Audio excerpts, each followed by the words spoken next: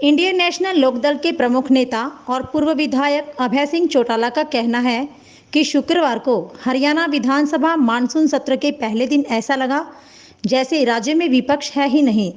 विपक्षी कांग्रेस के नेता भाजपा के घोटालों पर सरकार को घेरने की बजाय अपने निजी दुखड़े रोने में लगे रहे। ये बात अभय चौटाला ने हिसार में पत्रकारों से बातचीत के दौरान कही।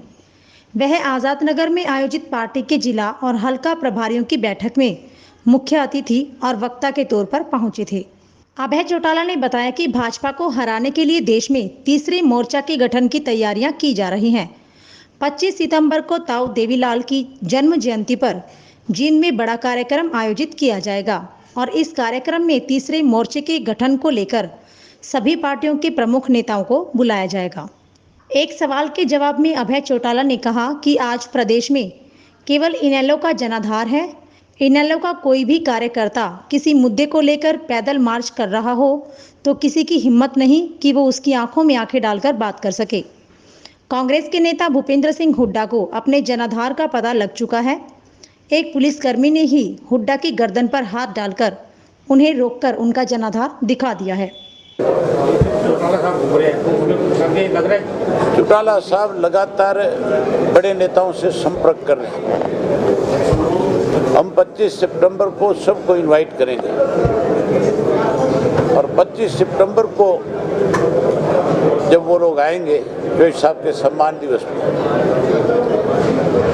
उस वक्त आपस में सब बैठ करके इस बात पे चर्चा करेंगे कि किस तरह से आगे इस भाजपा और कांग्रेस को सबक मिले, इसके लिए हमें क्या कदम उठाना चाहिए। कोशिश रहेगी कि तीसरे मोर्चे का गठन हो और तीसरा मोर्चा बने ताकि बीजेपी से छुटकारा मिले। कांग्रेस की तो जो भूमिका है आज की तारीख में, उससे तो लगता नहीं कि कहीं देश में विपक्ष है। ये जो मोर्चा गठन जो यूपी पंजाब चुनाव इसके लिए या आगे सेंटर के चुनाव बीजेपी से कैसे छुटकारा मिले, जो सेंटर में बीजेपी की सरकार है उससे छुटकारा लोग चाहते हैं, उससे छुटकारा मिले, इसलिए तीसरा मोर्चा बने, यूपी के चुनाव के लिए नहीं। ध्यान दिया था कि इनेलो और चौटाला साहब का आधार नहीं रहा, आधार ही हो गया। आपने भूपेंद्र सिंह हुड्डा का आधार कल नहीं देखा कि एक पुलिस वाले ने किस तरह से उसके गले में हाथ डाल लिया था। इंडियन नेशनल लोकदल पार्टी का कोई कार्यकर्ता अगर मुजाहिरा करे या कोई पैदल मार्च करे तो किसी की हिम्मत नहीं है उसके आंख में आंख डाल के भी बात करें। आज भी अगर आधार किसी पार्टी का है तो इंडियन नेशनल लोकदल पार्टी का है। हुड्डा का आधार खत्म हो गया, इसलिए खत्म हो गया कि हुड्डा कांग्रेस के हाथ, बीजेपी के हाथों में खेलता है, बीजेपी की कठपुतली है। चौधरी अभय सिंह चौटाला जिंदाबाद जिंदाबाद।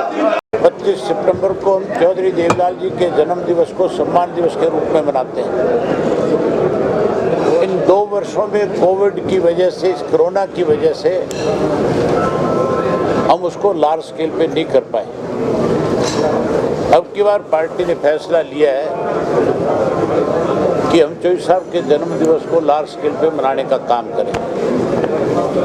इसके लिए आज हमने अपने साथियों की मीटिंग बुलाई थी। हमने 90 के 90 हलकों के जो प्रभारी बनाए, जिनको संगठन की जिम्मेवारी सौंप रखी थी, उन सब के साथ आज मीटिंग करी और उस मीटिंग में ये फैसला हुआ कि जोशी साहब के जन्म दिवस को हम लार्ज स्केल पे करेंगे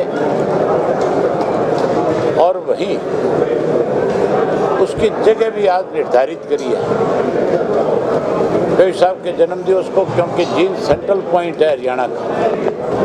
जींद को 5 नेशनल हाईवे लगते हैं और जींद की अनाज मंडी जो बहुत बड़ी है, हम जींद अनाज मंडी में चौधरी देवीलाल जी के जन्म दिवस को सम्मान दिवस के रूप में मनाने का काम करें। वहीं हमने उसके साथ साथ अपने साथियों की संगठन को और ज़्यादा बड़ा किया जाए। गांव-गांव में संगठन का, पंचायत के वार्ड के स्तर पे संगठन से लोगों को जोड़ा जाए, उसकी जिम्मेवारियां भी लगाई। विधानसभा का सत्र चल रहा है, कल शुरू हुआ था 20 तारीख को। मैंने विधानसभा का सत्र कल देखा। बड़ी हैरानी की बात है, विपक्ष जो है सरकार के खिलाफ जो मुद्दे थे, सरकार के खिलाफ जिन इश्यूज को लेकर के विपक्ष को अपनी बात रखनी चाहिए थी, उस बात को रखने की बजाय नूरा कुश्ती कर रहे थे। और भूपेंद्र सिंह हुड्डा तो केवल एक ही बात कह रहा था खड़ा होकर कि हम जब विधानसभा की तरफ बढ़ रहे थे तो पुलिस के लोगों ने हमारे साथ बदतमीजी की। वो तो अपना दुखड़ा रो रहा था कि उनके खिलाफ कार्रवाई हो जिन्होंने उनके साथ कोई बदतमीजी की। मैं भी उस बात को कंडम करता हूं कि पुलिस के लोगों को इस तरह से नेताओं के साथ व्यवहार नहीं करना चाहिए, इस तरह से बदतमीजी नहीं करनी चाहिए। लेकिन नेताओं को भी इस बात का ख्याल रखना चाहिए कि जिन लोगों की जिम्मेवारी लगी है, ड्यूटी लगी है, अगर वो आपको उस निर्धारित स्थान से आगे जाने में रुकावट पैदा करते हैं तो उनकी उस मजबूरी को भी समझना चाहिए, ना कि उनके साथ बदतमीजी करनी चाहिए। कल के सेशन से लगता है कि विपक्ष है ही नहीं। जिस ढंग से कल विधानसभा के अंदर किस इश्यूज पे चर्चा होनी चाहिए थी, डिमांड करनी चाहिए थी, इनको अपनी तरफ से कॉलिंग अटेंशन मोशन देना चाहिए था, इनको काम रोको प्रस्ताव देना चाहिए था, शराब माफिया पे, रजिस्ट्री घोटाले पे,